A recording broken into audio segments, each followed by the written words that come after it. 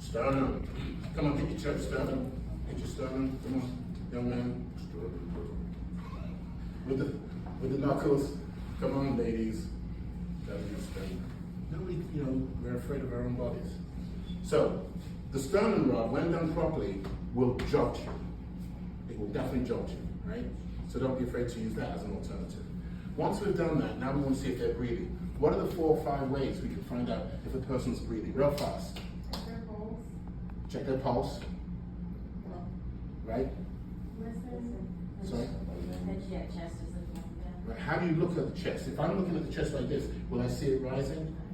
So how would I do it? From the side. You're going to be down here like this. The video shows from the head down, right? The video shows, but why can't you just look at it on the side? Especially with the limited space we have, which I prefer, because that's the kind of situation you're probably going to find yourself in. It's not going to be perfectly, 2 people in a room that can accommodate 1,500, right? So that's the first thing you do. You can also put your eye to their mouth. Why? What's happening there? If I put my eye to their mouth, no, to my eye to their mouth. Sorry? Any breath that does come out, the eyelashes will flutter. Very sensitive. There are certain parts of the body, very sensitive. That's one of them, especially when you're dealing with someone. All right, you can do what else? What's in the neck that we can check? The carotid. What side did the video show you that it goes on, that you touch? Did you notice? What side? Are you on the left or on the right if you're doing the left? See, that's what I see. You thought you called me out there. The left side? Are you on the left if you're touching the left? Or are you on the right touching the left? And why? Why do you think the video showed you that? Real specific.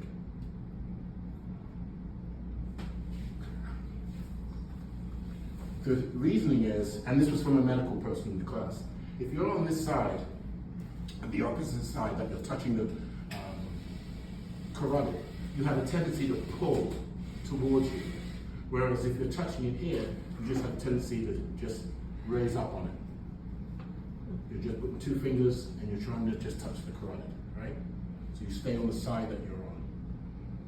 It's just a technical thing, but that's what the ENT people, medical people do. All right, so then you're gonna say, you're gonna have a wonderful experience of opening up these little pouches, which are all sealed. We don't use reused mouth guards. You're gonna have to open up this lung. Obviously, you're not gonna have one in the real world, but in order, again, for sanitary purposes, just open up the seal. Okay?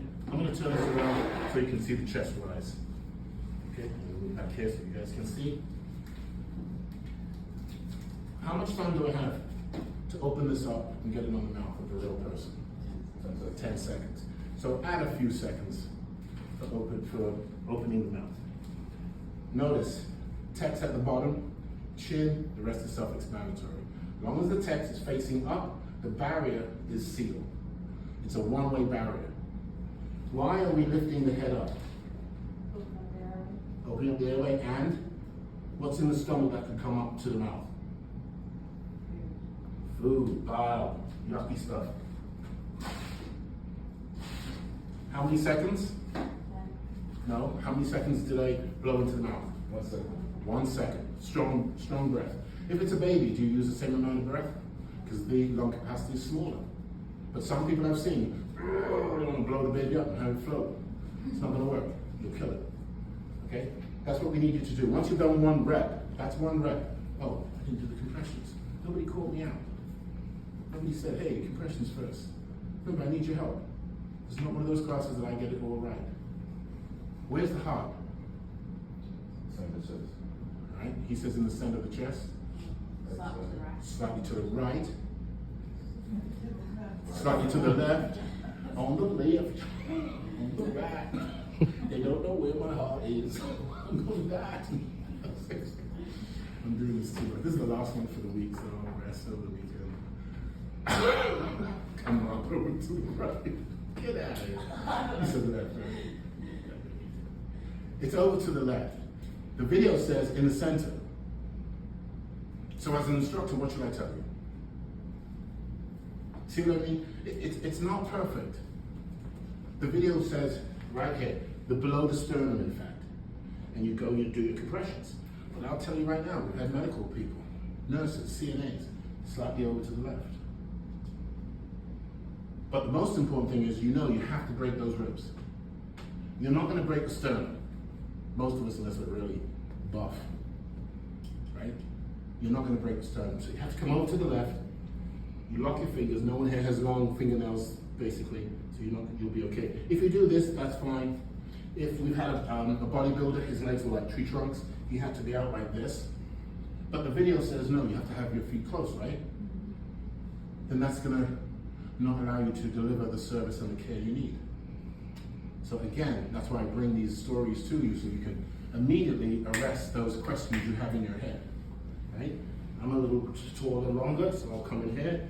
1, 2, 3, 4, and 5, and 6, and 7, and 8, and then 10, and 20, and 10, and 20, and 11, 12, and 13, and 14, and 15, and 16, and 17, 18, and 19, and 20, 21, 22, 23, 24, 26, 27, 28, 29, 30. Do we lock or not lock our elbows? Right. Why are we doing 30 compressions? What are we mimicking? What are we mimicking? Why not do 40? Why not do 50? Exactly. The why is everything. If we don't have that in our heads, we're not going to remember this stuff. And when we need it, we're going to be frustrated. And we'd rather back away than go and do what we think is wrong. That's why I keep asking you the why, okay?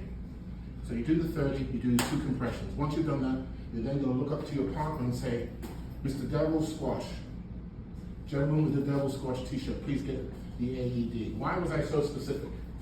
Why was I so specific? You address the crowd and know they will do it until someone else is going to. Right?